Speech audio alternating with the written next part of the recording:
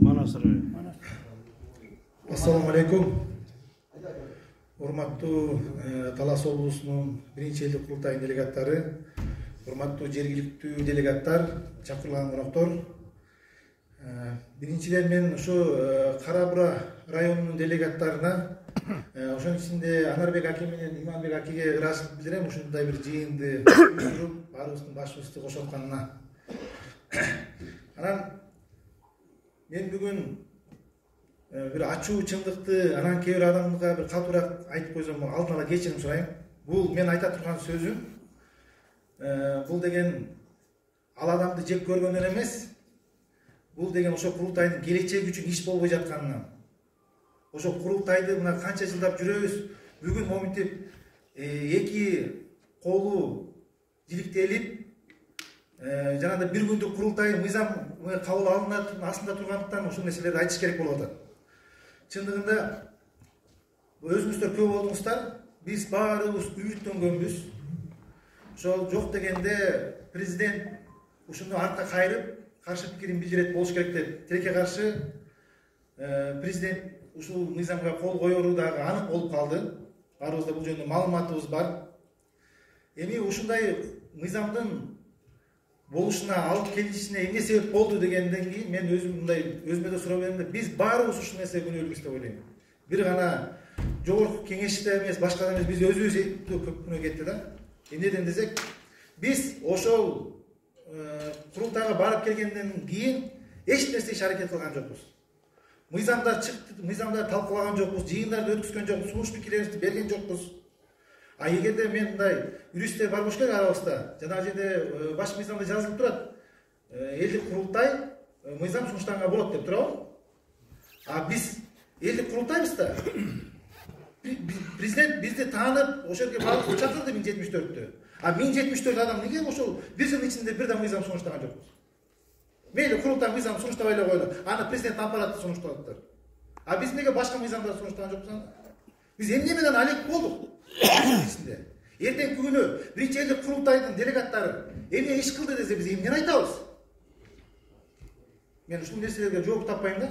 Мына урматтуу таластык делегаттар, мен башынан айтып келем. Ошол Талас облусу боюнча бир эле курултай өттү. Ал Кайымды айыл өкмөтүнүн курултайы. Эсиңиздерде бар, мен видеосун салгам баарыңыздарга. Ошондо мен айттым. Келгиле ар бир айыл өкмөтүнүн курултайын өткүзөлү. Райондордун курултайын өткүзөлү. Керек болсо облустардын курултайын өткүзөлү дедим. Эмне себептен мен айтып аттым? Мен убактымдын көптүгүнө зериккенин мен айтып аткан жокмун, акелер. Эжелер. Себеп дегенде мен дагы сезип аттым. Эртең күнү мында оюн болоорун сезип аттым. Ошондо биз ошол кезде ар бир айыл өкмөтүнүн курултайын өткүзүп, райондун курултайын өткүзүп койгондо биз чоң ынтымакка келип калмакпыз. Чоң күчкө айланмакпыз. Бизди көрүп башкалар кыймылдамак. Ош кыймылдамак, Баткен кыймылдамак, Нарын кыймылдамак. Биз кыймылдабай эле койдук да, биз да унчукпай отуруп алдык го. Ошондо айтканда бирөөгөр колдоп койгон жоксуңар го. Тескерисинче каршы пикирлер болду. Танат мырза бар бекен бул жакта? Кечирип койсун. Мен таппай жатпайм. Танат мырза мына ошол жерде мына өзүнүн көзүң айтам, мен айткан жаман болду. Өзүң да айттың, жок курултайда өткөнгө болбойт. Аксакалдардын кеңешинин чечими бар, курултайда өткөнгө болбойт деди. А мен өткөндө мына сиздер көбөсүздөр мына жана координаторлор жыйына барганда президент аппаратынан юрист балага мен суроо бердим. Биз жергиликтүү курултайларды өткөзө алабызбы? Десем ал айтып атат накайда. 2001-жылы Каскар Акаев тууганда жобонун негизинде өткөзсөңөр болот деди. Турабы? Ошонун негизинде иш алып баратабыз деди. А бүгүн ошонун негизинде чогулуп атабыз да, турабы? Демек болот экен да. Демек буга чейин өткөзсөк болмок экен да. Анан кийин кайра айланып келип облустук курултайды өткүзөбүз деп жакында эле Кырчоодон чогулдук, бир 4-5 адам чогулдук. Анда дагы Танат мырза каршы пикир билгизип тарап кеттик. Акыры айланып келип мына маданий иш-чара деп, эптеп, септеп, жымсалда отуруп бүгүн чогулуп атабыз. Саясий десек бүгүн да чогулмаган эмеспиз. Бул боюнча губернаторго да кирип чыктык, айттык, түшүндүрдүк. Жобону айтсак, мен жобону окуп аттым, мен билбейм деди. Кайсы жобону айтып атасың деп кайра менен сурады. Bunday adamlar kızmatka gelgenden keyin ошондой кызматтарды ээлеп жүргөндөн кийин билиш керек эле да. Анан өзүңүздөр билесиздер, мен Кырчоодо баягы жыйында ошондо мындай болорун болжолдоп айткам мен. Ошол президенттин оозун карап турат 90 депутат деген. Ошондой эле болду да. Биздин аксакалдарыбыз кирип, ошол нерсени айтты да, жанагы спикердер кабыл алганын, спикер менен сүйлөшкөндөрүн айтып берип атат. Ошондой эле болду да. Бул эми түшүнүктүү эле болуп турат да бул жердечи. Анан мен бүгүн оппозицияда эмесмин. Мен тескеринче президентибиздин саясатын колдойм. Бирок мен ачуу чындыкты айтам. Сын пикирди айтам президентке. Себеп дегенде мен колдогон үчүн айтам. Ошо жетсин деп айтам. Себеп дегенде менин президентим эртең туура эмес жакка кетип калбасын. Мен ишенген президентим эртең кандайдыр бир арасында жүргөн 4 президентти кетирген жана чөйлөр бар арасында. Ошолордун пикирине кирип кетпесин деп мен айтып атам ушул нерсени. Баягы Кыргыздагы бир жакшы макал бар. Дос күйдүрүп айтат, душман сүйдүрүп айтат деп. Мен ошону жетсин деп атам. Ошондо өткөндө дагы мен аксакалдарга да айттым. Ошо 5 аксакалыбыз кирип чыкты президентке. Келердин астында айткан, биз азыр барабыз президент менен сүйлөшөбүз. Видеосу да бар. Президентке айтабыз, каршы пикир билдир деп айтабыз деп кирип чыккан. Кирди дагы президент менен сөзгө түштү. А президент айтты, бир күндүк боюнча ошого кол коюп берейин анда деген экен. Ошо менен ура деп кайра чыкты. Мен түшүнгөн жокмун бул нерсеге. Ошол аксакалдардын максаты ошо президентке сөзгө түшүш үчүн кирди. Кантип эмнеге ою өзгөрүп калды? Же бизди баарыбыз да асманга 75 адамды чакырып койсо, ошого алданабызбы? Асман шаары менен Курултайдын мындай таразылап көрбөйлүбү? Ал жерге 500 канча адам жашайт дейт, 500 миң адамга жакын жашайт деп атабы? 700 менен 700 миңге чейин адам жашайт деп атат. Ал жерде дагы коомдук талкуу болуп атат.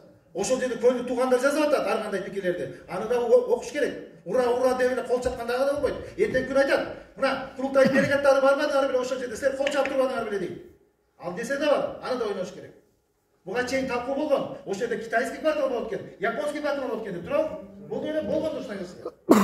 Бул жагындагы билип неме кылышыбыз керек да, ойлонушубуз керек. Анан дагы да болсо кеч эмес. Урматтуу делегаттар. Буга чейин ар бирөөбүз корообуздан кошко чыксын деген аракетти кылып көрдүк. Буга чейин ошо адамдын ишине, тажрыйбасына, аркасына карап шайлаган жокпуз.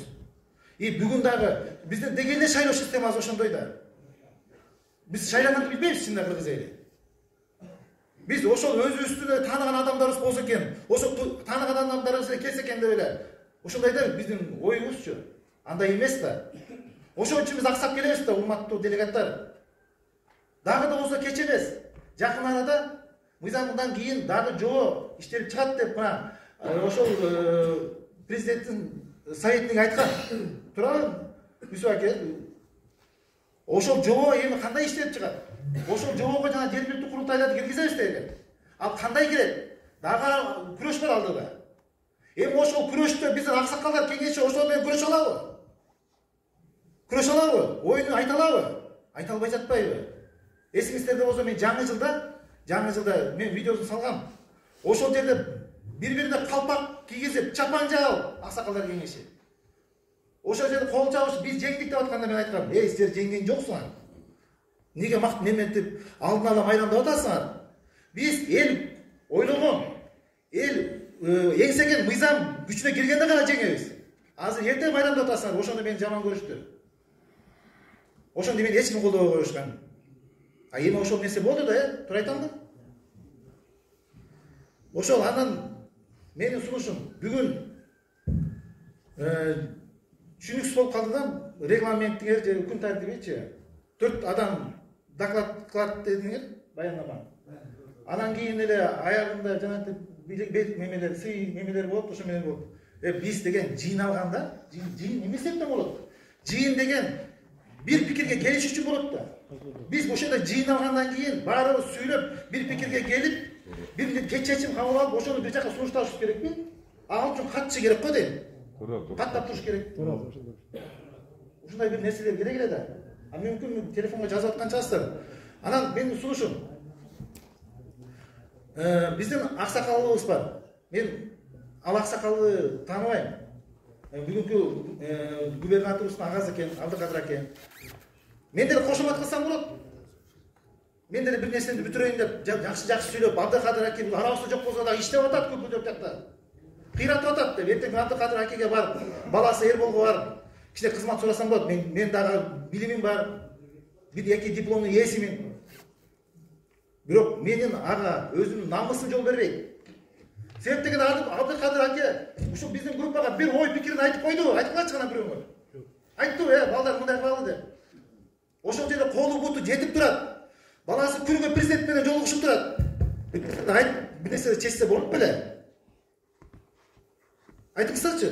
Туура. Анан ошондой адамдар ошо бизден атайын шайлап жөнөтсөк, иш алып барбаса, анда эмне кылыш керек? Эмне кылыш керек айтпайсыңарбы? Кетириш керек. Кетириш керекпи? Анда кетириш керек. Мына Талант мырзадын да жөнүндө айтам. Мен Талант мырзага айткам, мына көзү турат. Талант мырза, экөөбүз аягында калганбыз.